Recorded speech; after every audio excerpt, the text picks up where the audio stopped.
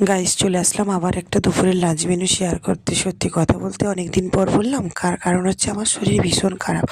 গলার ভয়েস শুনে নিশ্চয়ই বুঝতে পারছো যে আমার শরীর ভীষণভাবে খারাপ ছিল। সত্যি কথা বলতে শীত আসার সঙ্গে সঙ্গে না আমার এই ঠান্ডা লাগা, গলা ধরা চালু হয়ে গেছে। শীত কিছু নিয়ে আসুক না নিয়ে আসুক, আমার এই দুটো প্রবলেম আমার নিয়ে আসবেই। তো কী করা যাবে, মনটা একটু খারাপ ছিল, তারপর ভাবলাম মনটা একটু ভালো রাখার জন্য একটু ভিডিও বানিয়েই ফেলি।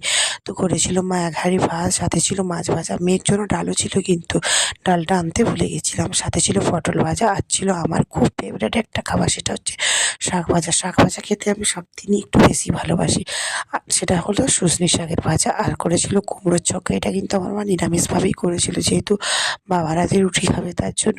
আর করেছিল শীতের একটা ইম্পর্টেন্ট খাবার, সেটা হচ্ছে কি বলুন তো, ফুলকপি। ফুলকপি আলু মাছ দিয়ে পাতলা করে ঝোল করেছিল, ধনেপাতা দিয়ে, দারুণ লেগেছিল। ভিডিওটা ভালো লাগলে সাবস্ক্রাইব করে দেবেন।